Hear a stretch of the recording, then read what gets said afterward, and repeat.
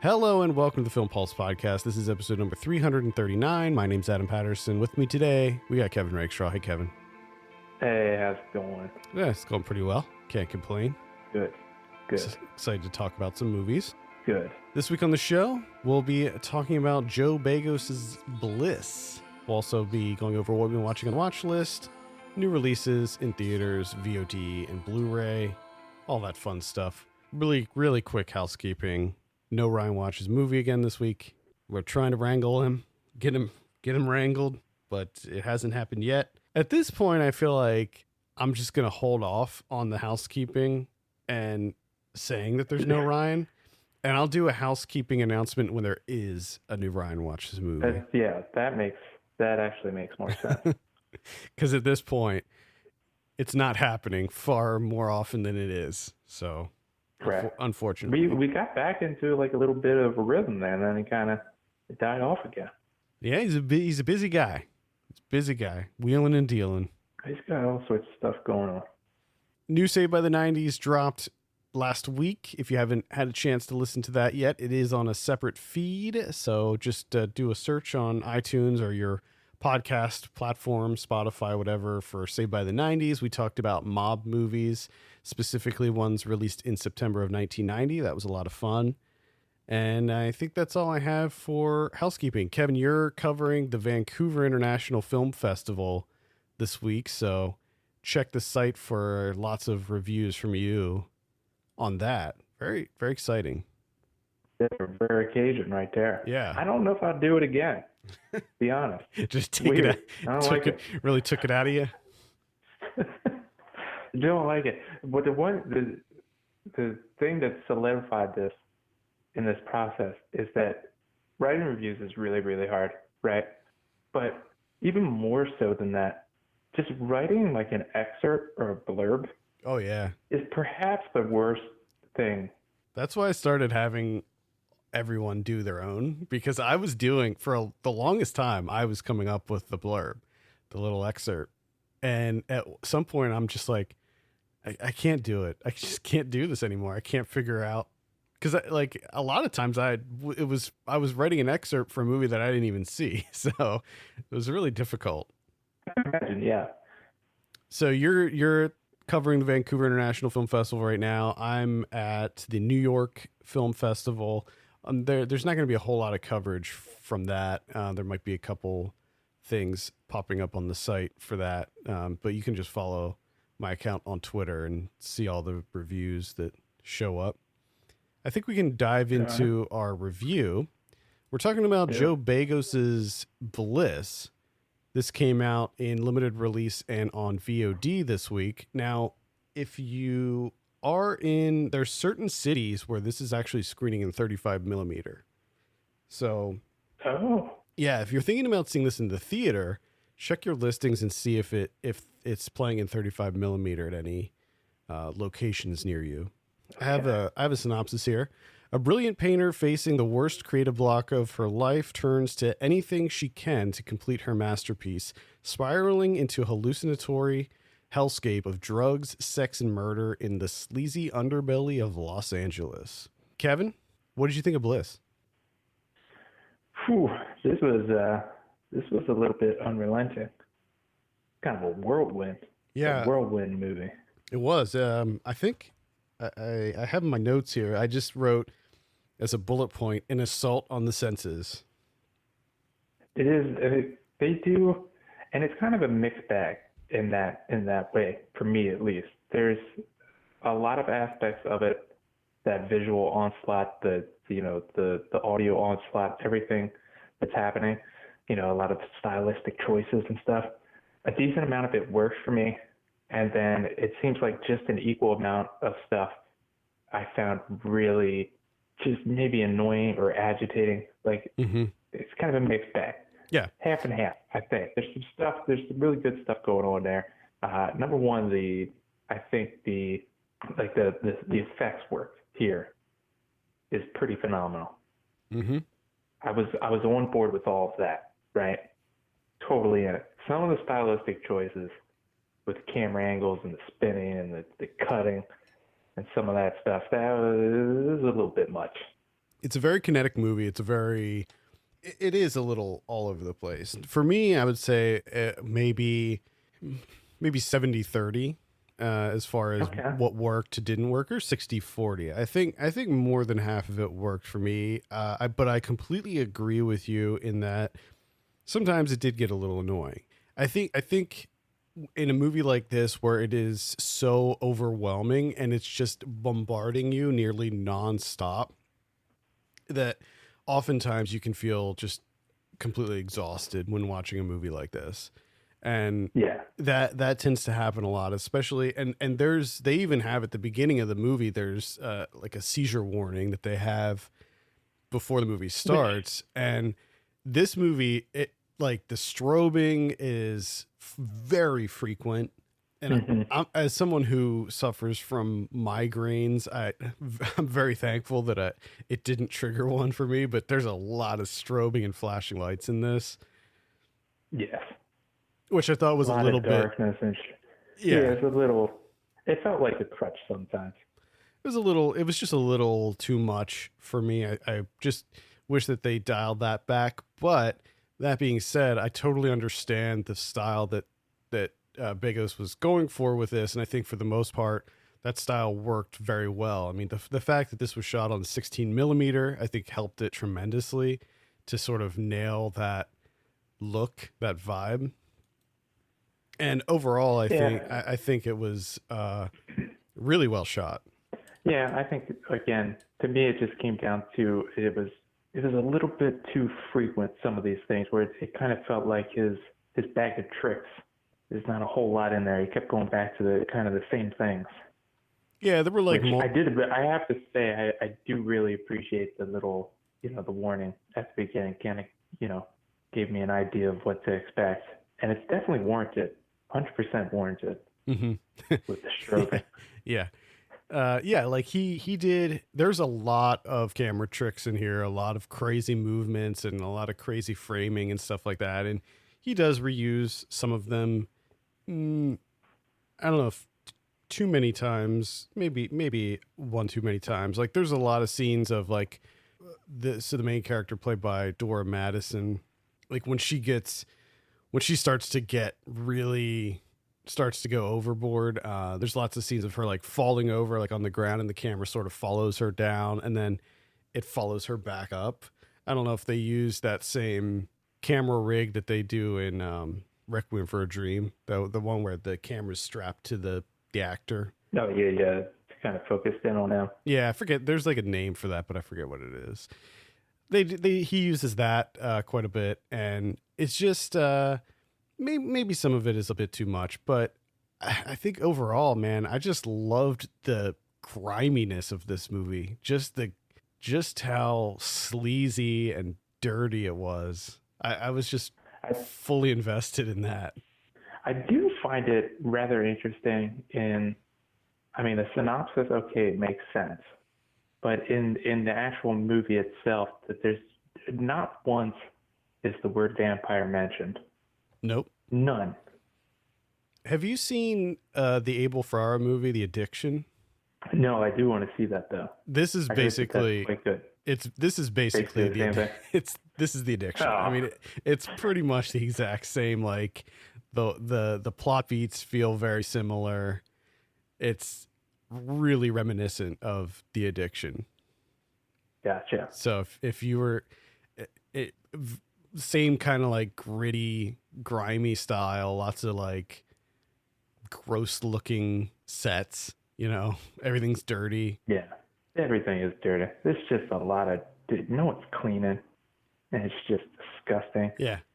Lots of fluids. It's clean. Lots of Clean fluids. once in a while. Just mop. Gross, Something. grungy clubs, bars, and lots of gross bathrooms. Disgusting. Disgusting.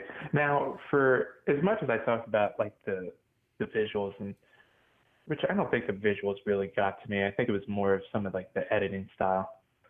It was, a little bit too familiar with some of the, like when she's kind of losing her grip, the old cutting.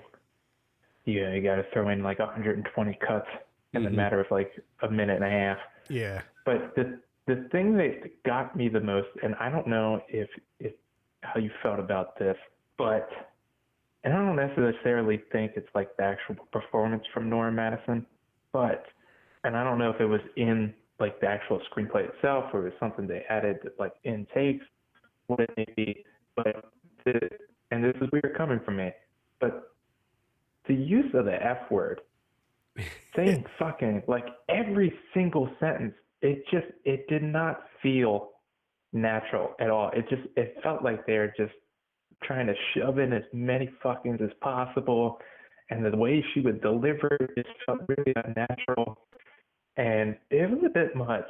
It's so funny you mentioned that because there was one scene where she is like frantically trying to call her friend. I believe it's Courtney that she's trying to call, played by True Collins, and she leaves her like a voicemail and she throws in fuck like every other word. And I also found that to be, it felt really weird and unnatural and out of place.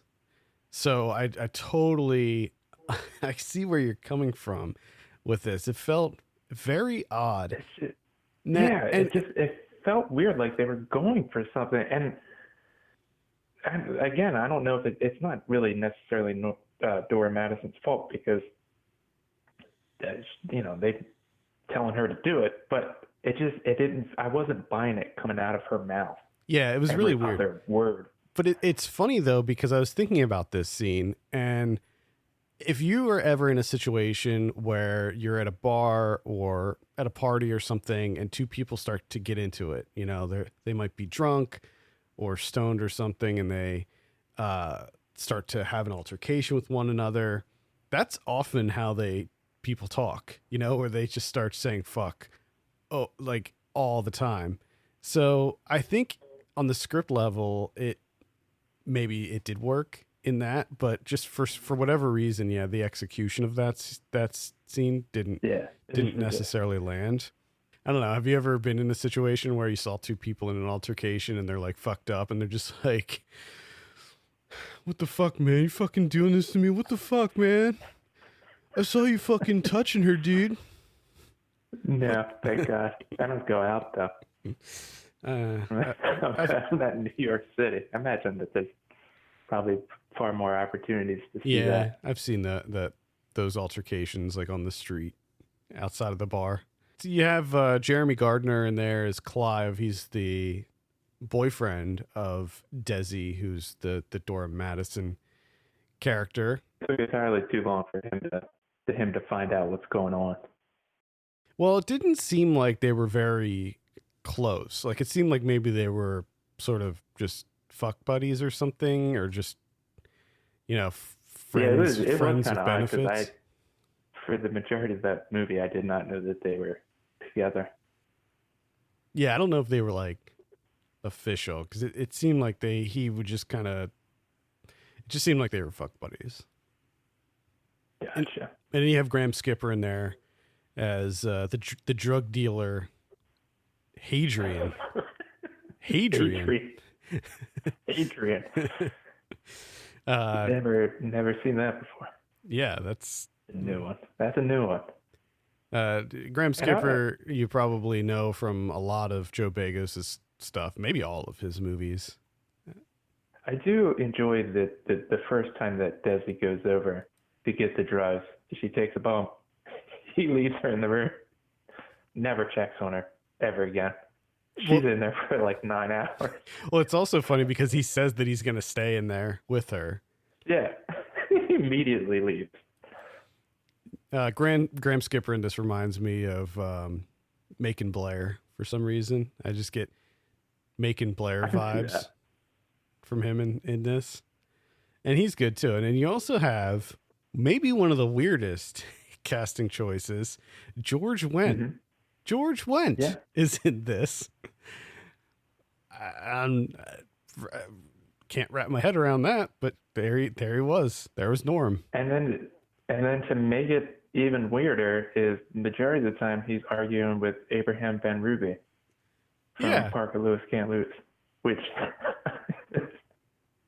I I don't, I don't know how they made that happen, but they did. Yeah, really, really strange. So I don't know.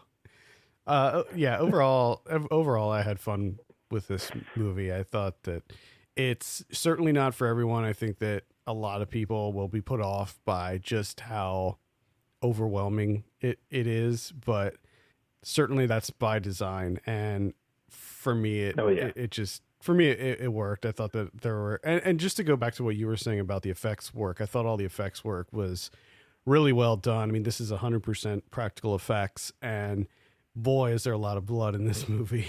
There's so much. There is a lot of blood and gore. Like when she, I'm not gonna say who it is, but she stabs someone in the eye and then like drinks the fluid that's coming out of their eye hole. Yeah, Just she like, she taps that face, yeah, and the blood just starts pouring out. And there's a person at one point that also gets their neck cracked open like a Pez dispenser. yep. And that shit just gushes. Mm-hmm. There's so much blood. It's so ridiculous. And then there's also someone who essentially gets, what do they call that? Is it called gloved? Like when all the skin gets pulled off of your hand. There's a term for that. But I didn't know that there's a term for that. yeah, Wow. that happens to somebody too. So it's pretty gory. It's a pretty intense movie. There's also a part of me that really appreciates that there's the whole vampire thing. They don't really explain any of it. Like the ending of this movie makes no sense to me whatsoever. And like I don't understand the logistics of these creatures or anything. But I'm also kind of happy that they didn't spend any time trying to explain any of that. No, because I think if they did, that would make it too real. And I think that a lot of it is supposed to be strictly metaphor, where we don't even know what's happening, if it's real or not. Like we don't even know if what's happening is all in her head or what. Yeah, which he does a bad job of that. I will say that. If that's what he's going for, he did a terrible job of that. Because it's definitely real. Like it doesn't make sense if it's not. If it's in her head, it doesn't make any sense. Not all of it, certainly, but some things that happen, you're just like, did that actually happen? Like, is she? Because at first you don't know if she's like just fantasizing about this, if this is her trying to hold back the urges, or if it really happens. Because like she says, she blacks out during the whole thing, so she doesn't even know what's going on. Yeah, but we don't. We don't black out. We see it. We know what's going on. A lot of carnage happening. So a whole lot of carnage. She's just trying to get over get that painting done. Yeah, she's trying to get that painting done. Get over her painter's block. Which I do have to find. It was. I mean, this is real nitpick and stuff here. But I do love the fact that the size of her canvas, that she can't really reach the very top of it. But she never once uses like a step stool or anything. She's just trying like on her tippy toes. She's just like on her tippy toes trying to reach. It's like, you can't paint like that. Come on. Maybe that's why you're having issues. Maybe she had a step you can't stool. Even see what you're painting. Maybe she had a step stool off frame or something, and that's what she did. It did also lose me a little bit with the music video thing at the end with the dancing. Like that was just. I didn't mind it. Yeah. I didn't cut all that out of it. Didn't really mind it. All right. Any final thoughts on Bliss? No, I think I'm good. All right. We do have a full written review for this up on the site. Blake covered it at Cinepocalypse. I think it was earlier this year, and he really liked it. I think he gave it like an 8 out of 10 or something like that. So you can read our full review there. Let's go ahead and give this a score. I think I'm sitting at like a 7 out of 10 on Bliss. Okay. I think I'm like a 5.5, maybe a 6. All right. There you have it. Again, that is in theaters and on VOD right now. All right, let's move on and talk about someone watching. I think it's you, Kevin? Well, as you said at the top of the show, covering that Vancouver International Film Festival, VIFF. which, VIFF, the future present section to be precise, and a couple of these titles just played at TIFF. So Murmur being one of them that played at TIFF. This is directed by Heather Young. I was really impressed with this movie. Adam, I think you could enjoy this one. Very dog centric, a lot of dogs in this movie. And the whole thing essentially is this woman, she got hit with a DWI, so she loses her license. She has to do community service, which she ends up working at the local animal shelter, right? This elderly dog is up for euthanasia, and she's like, no, I'm going to take him home. This is my dog now. And it essentially, kind of helps her out through what she's going through, because what she's also going through is that her daughter won't essentially talk to her. She can never get a hold of her. She's pretty much just completely alone at home. So now she has this old dog, Charlie, to help her out. And it works in the beginning stages. Kind of helps her out. She stops drinking, which apparently in Canada, you're allowed to have alcohol in your house, even though you got busted for DWI. I don't know how Canada works in that angle. But so she starts bettering her life, right? But the problem is she just starts getting a bunch of animals, right? Anytime an animal's coming up for euthanasia, she just kind of sneaks it out. A new dog comes in, she sneaks that one out. She gets a gerbil. She gets all sorts of animals, which, drawing that connection there that she has kind of an issue with moderation. And things kind of get out of hand. And it kind of goes to a surprising place at the end that I wasn't quite expecting. But this is a film that's very kind of like very formalist with its approach, right? It's pretty matter of fact. It's mostly just a static camera most of the time. It's somewhat slow, but I think in what it's dealing with, it works. It works rather well. I can't really imagine it being shot in any other way and working as well as it does here. And that's Murmur. This is definitely on my radar now. All right, so I covered a couple movies that were at Fantastic Fest this year. One of them being a movie called Koko-Di Koko-Da. This is directed by Johannes Nyholm, and man, this movie, I guess I could see why some people would find this movie to be somewhat compelling.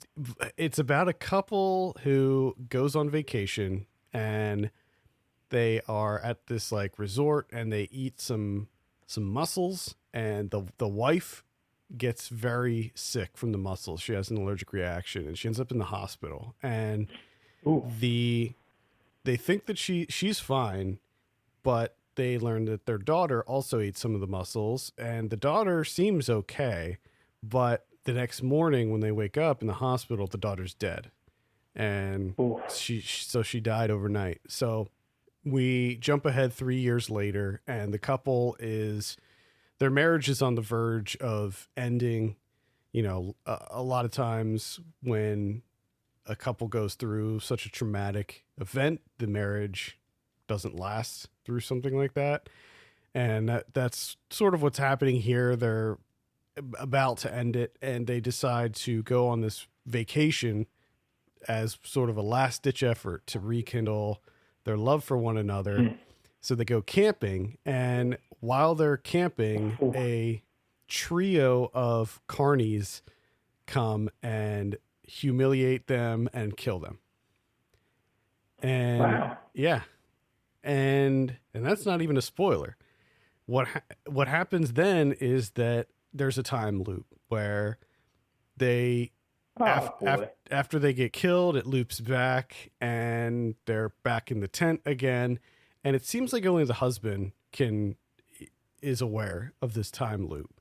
Now, the problem with the movie, when you have a time loop movie, it runs the risk of becoming repetitive. When you repeat the same sequence of scenes over and over again verbatim, it could become repetitive. And a lot of movies like Groundhog Day or Happy Death Day or a lot of the other ones, they sort of help circumvent that from happening by introducing new things every time it loops. And the main characters are compelling and they do different things to try to break the loop. And also, most of these movies, it's like a full day before it loops, right? Mm-hmm. This movie, the loop's like 10 minutes long. So, so it's a very short loop. And for like the first 4 loops, it's pretty much the same thing that happens. So it's sort of already kind of grating. But what makes it so much worse is that this couple is so unlikable that you just don't care what happens to them at all. And the husband is so inept at everything that he attempts to do. Like, he's such an idiot that everything about this movie is so frustrating. It's weird. They introduce a lot of like weird things into it. I mean, if you see the poster for it, you're just like, oh, that's going to be kind of a weird, like, absurdist movie. And none of that stuff really worked. And I just could not get into this movie. I was so glad it was over. So I would not recommend Koko-Di Koko-Da. I do have a written review for this up on the site if you're interested. Another thing that played at TIFF, now playing at VIF. TIFF and VIF. Playing. Tiffit and Viffit. TIFF and VIF. The 20th Century. This is Matthew Rankin directed. I guess it's the biopic of William Lyon Mackenzie King, who happened to be Canada's 10th Prime Minister. But a lot of creative license taken with this, I can only assume. But I don't know, maybe I'm wrong. Maybe he was into a lot of weird stuff. I don't know a whole lot about Canada. But one of the things is that in this, like the thing that he needs to overcome in order to become prime minister is he's got to get over his fetish for boots.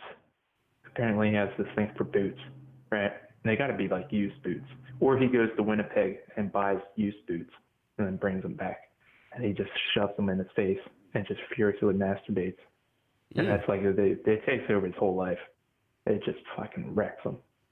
So he's got to get over that, which they end up like hooking up some sort of like shocking device with an alarm on his genitalia.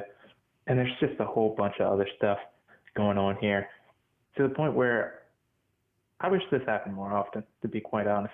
I mean, we've had how many movies in the history of movies that like whitewash history, right? And just make them absolutely ridiculous. It would be fun to see something like this catch on, where we just make up a bunch of shit about someone. Because do you know who Mackenzie King is? Do you know who the 10th Prime Minister of Canada is? No. No, just make up a whole bunch of shit about him. Who cares? He's dead. You can do whatever you want. But not only that, like not only is it absurd and it's ridiculous and it's pretty damn funny, but like visually, this movie is, I mean, really, really interesting. I don't know the last time I've seen a movie like this where almost every single set is constructed. It's a bunch of pyramids. It's really difficult to explain, honestly. There's a lot of animation used, but it's not, when I say animation, you probably have something in your mind that you envision. It's not that. I can guarantee you. It's not that. It's just, I mean, you got to see it to believe it. It's just absolutely ridiculous.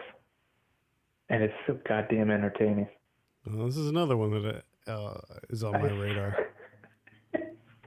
Like, the whole thing at the end is like two of them, there's down to 2 prime ministers, or 2 candidates for prime minister. And what it ends up being is a speed skating through a labyrinth. And you got to, put your flag in an area to win, and which someone almost gets it, but a narwhal takes them out. I mean, it's just, it's incredible. Those pesky narwhals. They'll fucking get you every time. You gotta watch out. And that's the 20th Century. Yeah, definitely gonna give that a look at some point whenever it comes out. And I Uh, mean, look it up too. I mean, just to see a couple of stills of this bad boy. yeah, It's like that all the time. yeah. You have a written review for this up on the site right now, so give that a Yeah. look. I saw a porno this week. This is probably one of the only times that I'll say this on this show that I watched a porno. This is called Angela is the Fireworks Woman, and it was released in 1975, directed by Wes Craven, and that's why I watched it. Okay.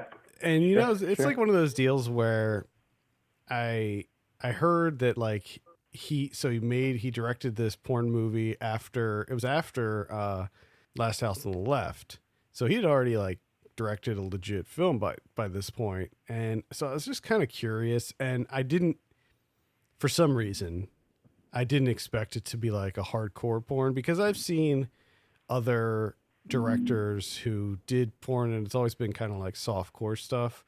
But no, this is like Yeah. this is just a straight up hardcore porn. To be clear, I just fast forwarded through all the porn parts, but because they were like kind of scuzzy 70s style porn, so it was very unpleasant to watch for the most part.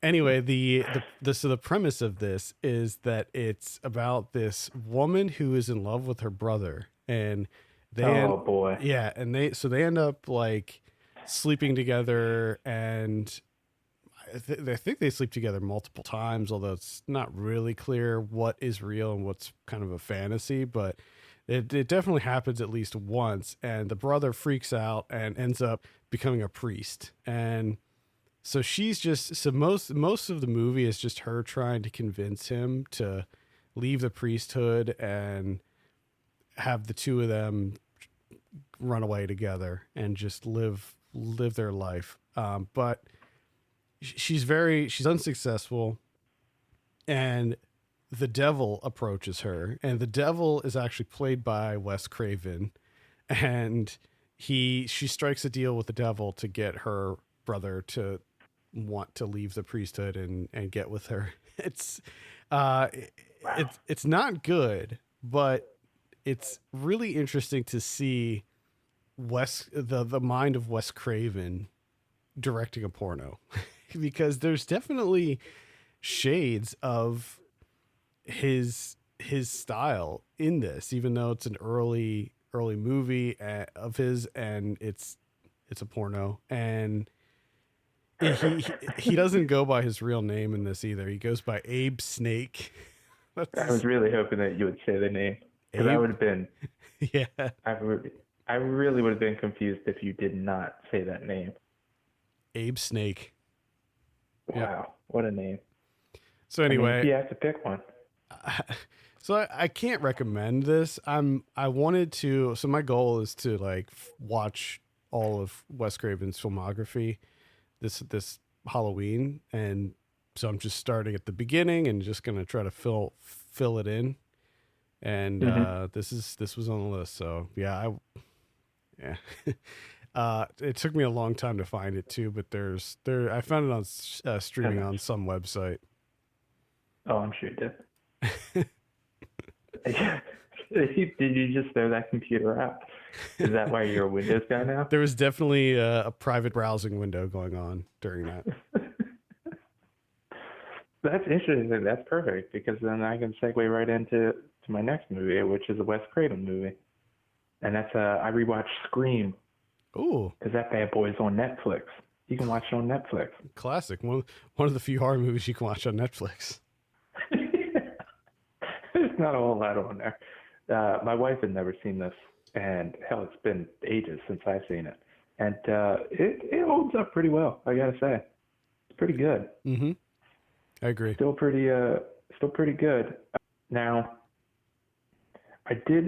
one of the things that I remembered going into this viewing, because I don't remember a whole lot. I remembered who the killers were. I remember certain aspects of it, things that play out and everything.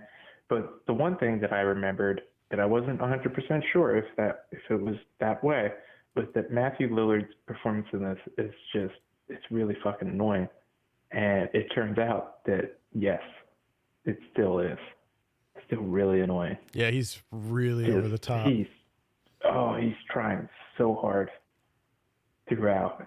But man, some of this stuff is just, she tries to crawl out of the cat door. When she fights it, when Rose McGowan's character gets killed by the garage door, which I don't think a garage door could do that. I think it would just Pretty stop. sure it yeah. can't. I think it would just stop opening. It can't. It can't hold that much weight. But man, what was she thinking? Man, pretty great. It's a nice. I gotta say, it's a pretty great mix of comedy and an actual horror elements in there. Yeah, I think that this is a classic. It really is. Yeah, I don't remember it being, that far into comedy. I thought it was more of a, just kind of lightly tongue-in-cheek, but definitely far more comedy than I remembered. Yeah, it was sort of like Wes Craven doubling down on what the meta humor that he sort of dipped his toes into in the New Nightmare, which is also really great. Yeah, I think I might have to take a look at that one then. I think New Nightmare that was what he made right before Scream. But yeah. All right. I'm excited. I think during my Craven filmography, I'll probably be rewatching some of these that, like, I haven't seen New Nightmare in years, so I'll be rewatching that. Yeah.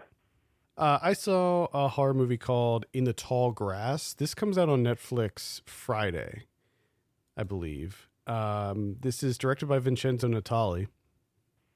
Okay. Yeah. So it features Patrick Wilson. And it basically, so it's based on a Stephen King short story that was co-written by Joe Hill, and it involves this brother and sister who are driving. They're on a road trip. They're heading out to San Diego, I'm going to say, and they stop at this like kind of dusty old road. They're going down this country road in the middle of America, and the sister is pregnant, and so they have to pull over because she thinks she's going to be sick. And while they're pulled over, they hear a young boy calling for help in this like giant field of tall grass that's right next to the road. And they get out, they call to him. He keeps calling for help, so they go into the grass to try to find the kid and help him out. And they get lost in the grass too. And it turns out that there's something supernatural happening in this giant field of tall grass where, like, they, even standing still, their position within the field will move. So they never know exactly where they are or how to get out. And they discover that they're not the only ones in there. There's the boy, of course, and then there's the mom and the dad of the boy who are also lost in the grass. It starts off really, I mean, the premise alone is like intriguing, right? Like, you're like, what's going on here? This tall grass just sucks people up. What's happening? Of course. So for the bulk of the movie, it remains a really, really fascinating and a really good horror story. But towards the end, I would say within the final act, it really kind of just lost me. After all the cards were on the table and after the, reveal happened and everything, it just kind of fizzled out for me a little bit. I am actually reading the short story because I just want to see if it plays out differently, but I'm only like halfway through right now. So I don't know, maybe a light recommend, I would say, for In the Tall Grass. There's some really good visuals. There's a lot of these really cool overhead, like almost drone looking shots of the grass. And it just looks really, really cool. So there's a lot of cool imagery in here. And I mean, that's sort of Vincenzo Natali is always kind of good with interesting visual imagery. And it's so funny because I totally forgot that he directed this.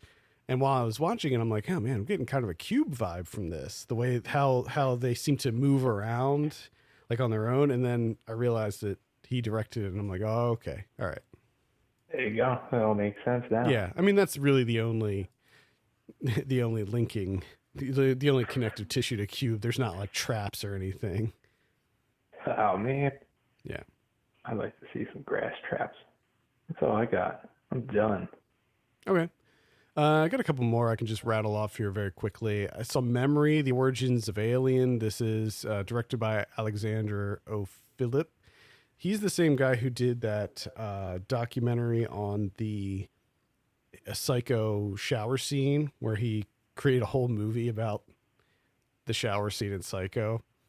So I was kind of hoping when I heard that he was working on this, which was all about the inspiration behind the movie Alien, that if this would be like a super deep dive into Alien. And it's not really. It's sort of just, I don't want to say it's surface level, because it definitely goes deeper than that, but it kind of just highlights all of the various artists and TV shows and movies that inspired the movie Alien. And a lot of it, the bulk of it revolves around Dan O'Bannon's inspiration when he was working on the script for Alien. They do touch on like Jodorowsky's Dune and how like a lot of the designs and things that were in Alien came from Jodorowsky's Dune. But of course, there's like a whole documentary about that you can watch. So there's a lot of, if you're not super familiar with the backstory of Alien, I think that this is a really entertaining, super well made watch. The one thing that I will say is the visuals are really well done in this. If you're like me, who is already kind of obsessed with the Alien movies, there's not a lot here that is like new. Now there are some like archival scenes and footage and stuff that have never been seen before. So there's a little bit of stuff in here that's completely new. But as far as like the actual elements that inspired the movie, not a lot of big revelations to be had. I also saw In the Shadow of the Moon, which was on there's a Netflix movie that released this past weekend. This is sort of this, directed by Jim Mickle, and it's sort of this kind of sci-fi police procedural where there's a killer, a serial killer, who's going around Philadelphia in 1988, killing seemingly random people by injecting them with something that basically makes their brain melt. And so it stars Boyd Holbrook as this cop who's trying to track down this killer. And the killer, he through a confrontation, the killer seems to fall in front of a train and die. But then 9 years later, she comes back and starts killing again. 9 years later, again, comes back, starts killing, so on and so on. And you know, there's some interesting stuff here. I thought it was fine. It again was something that started losing me the further it progressed and the more truths came to light. I was just like, oh, that's not as interesting as I was kind of hoping it would be. And it sort of reminded me, it reminded me a lot of the movie Predestination. I thought the Predestination actually did this concept in a much more fascinating way. And like the twist, the various twists that occurred in Predestination, while I saw them coming, they were still a lot more clever than what happens in The Shadow of the Moon, which was a twist that I also saw coming pretty early on. So anyway, that's maybe a light recommend just because it's on Netflix. It feels like it is suited for Netflix. You don't have, it's a light recommend based on the amount of effort that you have to put in. Yeah, I mean, you do get you do get to see Dexter, Michael C. Hall, with a really awesome Philly accent in it. So, see, I'm almost tempted to just pop it on. Yeah, get to that part and then turn it off. It happens pretty early, so you don't have to watch too much of it to hear the sweet Dexter accent, sweet Philly Dexter accent. Nice. That's pretty much all I'll mention. I did see the Maradona documentary, but I just don't have a whole lot to say about it. It's just a profile of Diego Maradona. If you're a soccer fan, it's a very, very well made documentary. It's by the guy who did Senna, I believe, and so it's super high quality. I mean, man, production quality. It's like all archival footage, but just the way he puts it together and just the polish that it has. It's really good. And it's like sort of a talking head doc. It's mostly just Maradona talking, but one thing that he does that I really liked was that there's no cutaways to like interview footage. It's all done in voiceover. So he keeps almost all of the whole movie is nothing but archival footage of the matches that he played, and like home movie footage and stuff like that. So it's nothing but footage, which was awesome. So if you're a soccer fan, if you want to learn more about Diego Maradona, who is, I think, arguably one of the greatest soccer players that ever lived, you can check that out. It's on HBO on today as this releases. All right, let's take a look at what we have in theaters this week. Got a biggie. Joker. We got Joker coming out. Joker. Are you ready? I'm not ready for it to enter the pop culture zeitgeist. Like I'm not ready for it to be everywhere. Too late. I'm kind of hoping that the quicker it enters, the quicker it'll leave. We can move on to something else, hopefully. I mean, I'm going to go see it. I'm anxious to see it. But I also, at the same time, from what little I read about, from people on Twitter and from the trailers, I feel like I know, like I feel like I've seen this movie before. It feels very much like, I mean, I remember when I first saw the very first trailer, I was like, oh man, that looks like some kind of mashup between King of Comedy and Taxi Driver. And that's pretty much what everybody's saying. So I feel like I already know exactly how this movie's going to play out.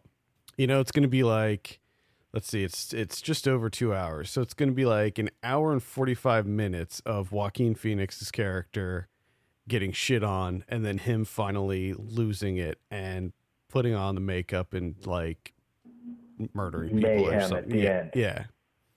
Bunch of mayhem and then roll credits. That's my theory behind it. I guess we'll see, but we'll find out. I mean, I like the look of it just from, again, judging from the trailer. I'm kind of digging the look, the visual style, but we'll see. I'm anxious. Are you? I take it you're not interested at all. Oh, I'm definitely seeing it. Oh, you have no idea how excited my wife is for this movie. Okay. All right. She's losing it. Good. I'm hoping that it won't let us down. Also in theaters this week, we have Lucy in the Sky. This is the one with Natalie Portman, where she plays an astronaut. I think that the sort of the premise is that does this big space flight. She comes home and she has a really hard time acclimating to the world on the ground after she experienced something as incredible as being in space. Yeah. I don't know what it is, but everything I've seen about this movie it looks like the most uninteresting thing. I agree. I'm not too excited for it. All right. Also, we have Gregory's Girl. We have Pain and Glory. This is the new one from Pedro Almodovar. This looks. I might give this a look. I didn't know that was coming out already. Yeah, I think it's probably. I'm sure it's limited. It's playing I know it's playing at the New York Film Festival this week. We have Pretenders coming out. Memory: The Origins of Alien. We got Sometimes Always Never, which looks like it might be about Scrabble, or The Grieving Scrabble Enthusiast. What? Yeah. Wait. Grieving? Yep. Is this the one with Bill Nye? Yeah, Bill Nighy. And it helps a father reconnect with a missing son. It's a detective fantasy family drama. There's a lot going on in this movie. Whoa. Genre mashup. Holy shit. Just shove them all in there. See what happens. We also have Delili in Paris, which is an animated film.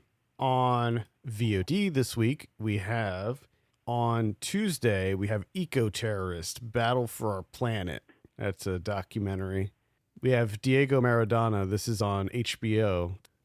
Karma. This looks like a horror movie. We got Once Upon a Time in Deadwood. This is the one with Robert Bronzy, the Charles Bronson lookalike guy. Has this ever happened before where a person has developed an acting career just because he looks like another actor and that's why he's cast? I don't think so. I mean, no, it can't be. It's got to be the first. Yeah, it's incredible to me. Like, this guy is getting work. Now, I have not seen any of his movies. He may be a very good actor. I don't know.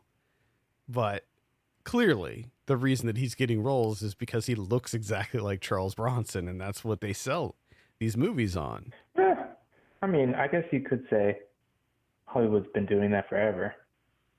I guess they so. Always get, but it is just a touch different in my eyes. Yeah. Yeah, I don't know. That's coming out. Replace is coming out. This is looks to be some kind of, it's a horror movie, but it looks like maybe sci-fi horror. Barbara Crampton's in there. Right. We have on the 3rd, Nighthawks coming out. And then, hell yeah. And then on the 4th, we have Rogue Warfare, Semper Fi. We got The Parts You Lose, which is the Frankie. No, that's not the Frankie Muniz one. That's Aaron Paul, isn't that? We have Delili in Paris, In the Tall Grass, Memory, The Origins of Alien. And then on Blu-ray this week, we have a new 4K release of The Shining from 1980. I heard good things about this 4K release. Okay. It might be time for me to get a 4K TV this year. I'm thinking about it.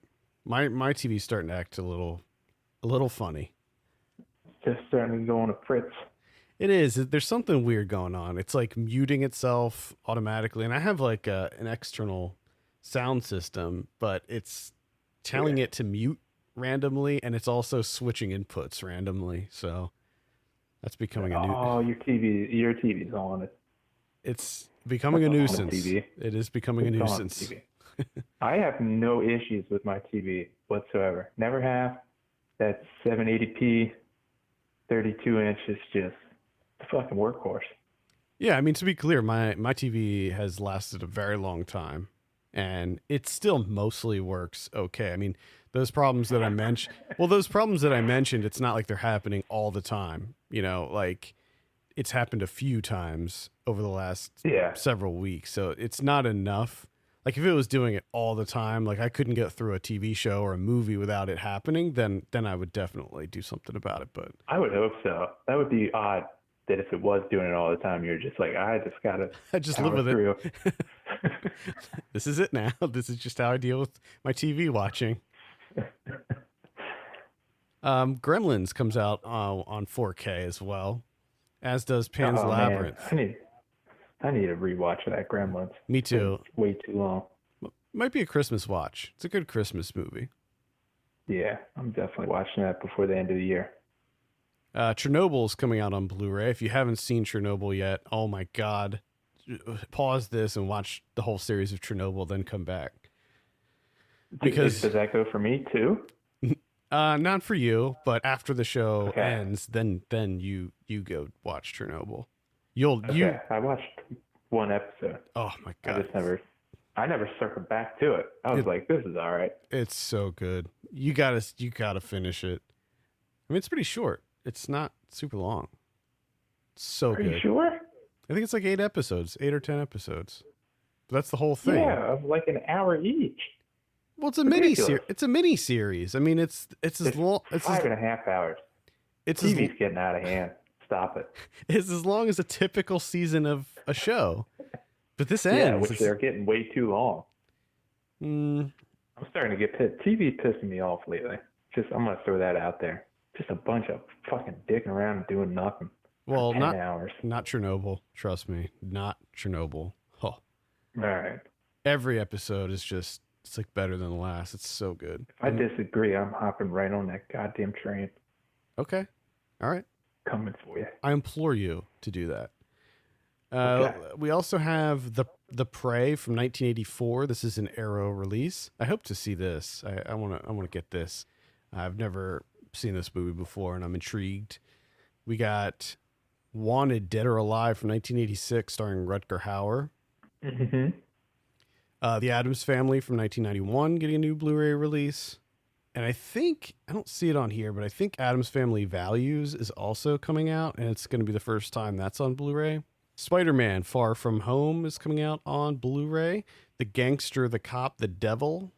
I would recommend that one for sure. Yeah. Jarhead Law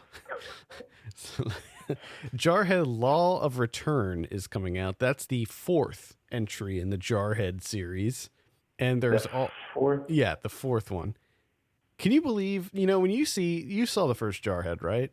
I'm not sure. What? Maybe.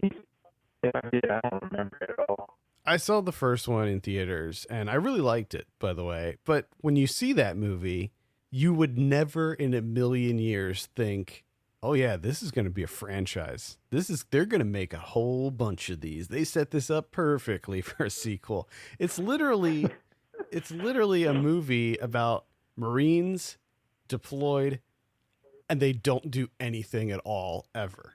Like, it's about the boredom of war. And I don't understand how they somehow turn that into a franchise. But at any rate, Not only that, but the fourth installment of it right. stars Devin Sawa. Oh, wow. Yeah. Wow. I mean, I kind of want to watch one of the sequels just to see what it's about. But Skip to the fourth. oh, I should. I don't know. I don't think any of them have to do with each other. Like, I think they're all separate. But at any rate, there's a box set coming out, 4-movie collection of Jarhead, so I can get them Wow. all. Get them all. Holy Just- mackerel. Take the weekend, binge Jarhead 1 through 4. That sounds like the worst weekend. Jesus. Yeah, it does. The Proposal is also coming out, and that's pretty much it. Any criterions this week? No, they seem to be taking the week off. Taking the week off. Okay, good for them. They need a little break. They're getting ready for that Godzilla release. Exactly. Got to pour all your efforts in that one. Yep. All right, I think that's going to do it for this week. Thank you so much for listening. You can send us your questions and topics to podcast@filmpulse.net. You can follow us on Twitter @filmpulsenet and @filmpulsekevin. And if you have a minute, consider reviewing us on your podcast platform of choice. For Kevin Rakestraw, my name's Adam Patterson. We'll see you next week.